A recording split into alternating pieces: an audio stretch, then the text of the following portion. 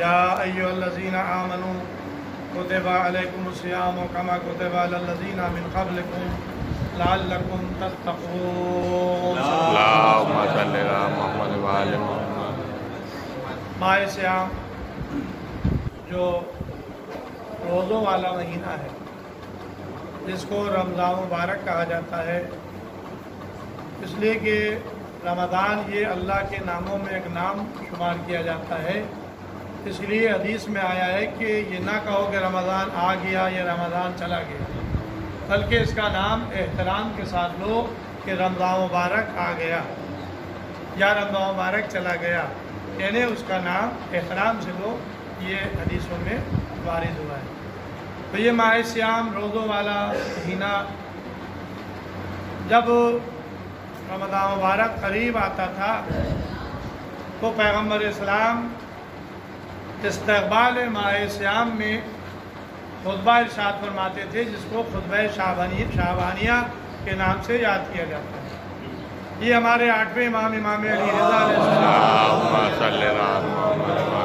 से ये खुतबा वारिद हुआ है और उन्होंने अपने जद अमीर अल-मोमिनीन अली इब्न के हवाले से इरशाद फरमाया है कि पैगम्बर इस्लाम ये इरशाद फरमाते थे कि ऐ लोगों, तुम्हारी तरफ वो महीना आ गया है जो बरकतों वाला महीना है, जो तौबा वाला महीना है, जो इस्तिग़फ़ार वाला महीना है। इसके दिन और दिनों से अफजल हैं, इसकी सातें और सातों से अफजल हैं, इसकी रातें और रातों से अफजल हैं। आम दिनों में तुम्हारा सो रहना ये इबादत नहीं है, लेकिन माह सियाम में अगर कोई सो रहे तो उसका सोना भी इबादत है। सांस का लेना तस्बीह का सवाब रखता है। उसके बाद पैगम्बर सलाम ने ताकीद की है कि अपने वाजिबात को के ऊपर अमल करो, यानी वाजिब नमाज़ों को पाबंदी से अदा करो, मुस्तहब नमाज़ों को अदा करो और सजदों को तूल दो, अल्लाह की बारगाह में तौबा और इस्तिग़फ़ार करो। पैगम्बर सलाम ने इसमें एक ख़ास तौर से दुआ की फरमाइश की है, यानी मुसलमानों से ये मुतालबा कर रहे हैं कि तुम बारगाह इलाही में दुआ करो। ख़ास तौर से 2 चीज़ों का जिक्र किया है। पहली चीज़ ये कि अल्लाह से दुआ करो कि वो तुम्हें माह रमज़ान के रोज़े रखने की तौफ़ीक़ इनायत फरमाए। हर एक रोज़ा नहीं रखता है। लोग डरते हैं कि भूख लगेगी, प्यास लगेगी, गर्मी का ज़माना है। मैं आपके सामने खड़ा हूँ, बीमार था, अब भी दवा चल रही है। ज़ाहिर है कि अब उस तरह का बीमार नहीं है, वरना बीमारी में रोज़ा जो है साक़ित होता है। लेकिन मैंने क्योंकि बीमारी का भी एक मसला आ गया, मैं बयान कर दूँ। बीमारी का एक मसला ये है कि डॉक्टर के कहने से ना आप रोज़ा तर्क करेंगे और ना डॉक्टर के कहने से आप रोज़ा रखेंगे। इसका फ़ैसला डॉक्टर के ऊपर नहीं है, इसका फ़ैसला आपके खुद अपने नफ्स के ऊपर है।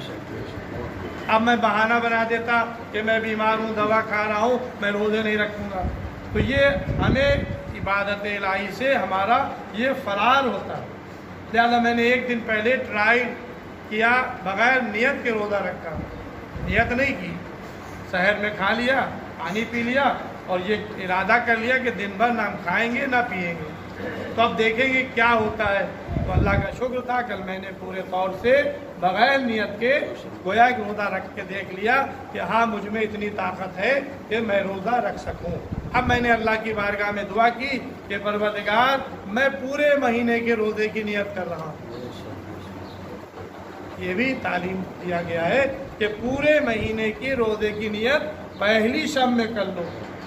तो एक अलग बात है कि जब जो शब आती जाए, अब रोज़ाना नियत करते जाएं तर्क शहर से पहले कि मैं मसलन 2 तारीख़ या 3 तारीख़ का रोज़ा रख रहा हूँ, वाजिब पर पता नहीं चला। लेकिन मुस्तहब है, बेहतर है कि पहली रात में आप पूरे महीने की नियत कर लें। तो एक अलग बात है कि कोई खुदा न खास्ता कोई हादसा हो या मसलन आप सफ़र में चले जाएं या बीमार हो जाएं, तो दायरे के बीमारी की हालत में रोज़ा वाजिब नहीं होता या सफ़र की हालत में रोज़ा वाजिब नहीं होता। जिनका सफ़र ही पेशा हो, मतलब कुछ ऐसे लोग हैं जो डेली वेजेस डेली आना है जाना है, ड्राइवर हैं या مثلا کنڈکٹر ہیں یا ٹرین پر چلتے ہیں یا کوریئر والے ہیں جن کا کام ہی سفر ہے، ان کے اوپر نہ نماز قصر ہوتی ہے اور نہ روزہ ثابت ہوتا ہے. لیکن اگر کوئی آپ سفر درپیش آ جائے، جائز سفر ہے تو آپ سفر کر سکتے ہیں. سفر کی حالت میں روزہ رکھنا یہ جائز نہیں ہے، حرام ہے. اگر روزہ رکھیں گے تو آپ گناہ گار ہوں گے. اب سفر میں جو روزے چھوٹ جائیں ان کا شمار کر لیں، ان روزوں کو بعد میں رکھ دیں. اسی طرح سے اگر کوئی بیمار ہو گیا ایک دم سے، تو بیماری کی حالت میں جو روزے چھوٹے آپ بعد میں اس کو ادا کر لیں، اور ہر روزے کے عوض میں 1 مد تام 750 گرام یہ آپ کو آٹا جو ہے وہ مسکین کو دے دیں. تو بہرحال پیغمبر علیہ السلام نے فرمایا کہ اللہ کی بارگاہ میں دعا کرو کہ وہ تمہیں روزہ رکھنے کی ماہ صیام میں توفیق عنایت فرمائے اور قرآن پڑھنے کی توفیق عنایت فرمائے. پیغمبر فرماتے ہیں ہر شے کی ایک بہار ہوتی ہے. ماہ صیام وہ مہینہ ہے جو قرآن کی بہار کا مہینہ ہے. اللہ نے اس قرآن کو ماہ صیام ہی میں نازل کیا. شہر رمضان الذی انزل فیہ القرآن ھدی للناس وبینات من الھدی والفرقان. ماہ رمضان کا وہ مہینہ تھا کہ جس میں اللہ نے عظیم اپنی کتاب قرآن مجید کو نازل کیا، اور جس رات میں نازل کیا اسے شب قدر کہا جاتا ہے، جو 1000 مہینوں سے بہتر ہے، جس میں آپ اعمال بدل آتے ہیں. تو لہٰذا یہ ماہ صیام کا مہینہ جو آ گیا ہے، اور آج پہلی یکم ماہ صیام ہے، ماہ رمضان ہے. آپ حضرات روزہ رکھ رہے ہیں. خداوند عالم آپ سب کو روزہ رکھنے کی مزید توفیق عنایت فرمائے، واجبات پر عمل کرنے کی توفیق عنایت فرمائے، حرام سے بچنے کی توفیق عنایت فرمائے. اور ظاہر ہے کہ روزہ کھلوانے کا بھی بہت ثواب ہے.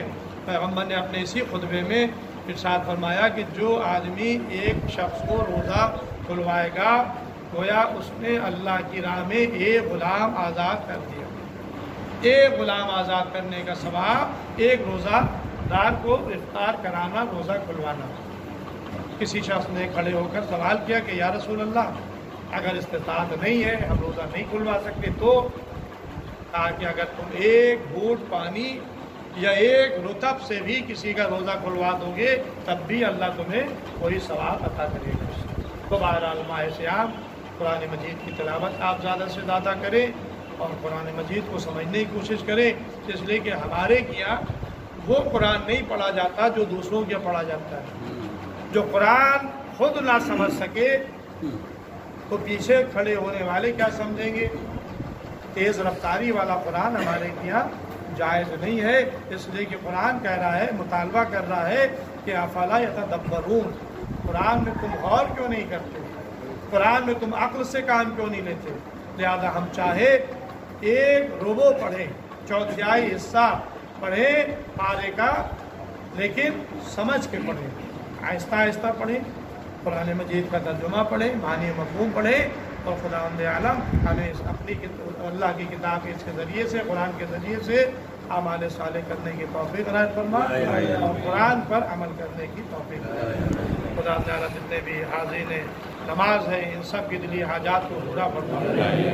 جو لوگ بیمار ہیں ان کو شفا کامل عطا فرمائے، جو لوگ قرض دار ہیں ان کو بار فرش عطا فرمائے، جو لوگ بے روزگار ہیں ان کو روزگار عطا فرمائے، جو لوگ کاروبار کر رہے ہیں ان کو کاروبار میں برکت عطا فرمائے، جو مومنین قید میں ان کو رہائی ہو، مقامات مقدسہ کی حفاظت فرمائے، ہمارے زمانے کے ایمان کے ظہور میں تعجیل فرمائے، ہم لوگ کا شمار ایمان کے راز و مددگاروں میں فرمائے. ان اللہ و ملائکتہ یصلون علی النبی یا ایھا الذین آمنوا صلوا علیہ وسلموا تسلیما.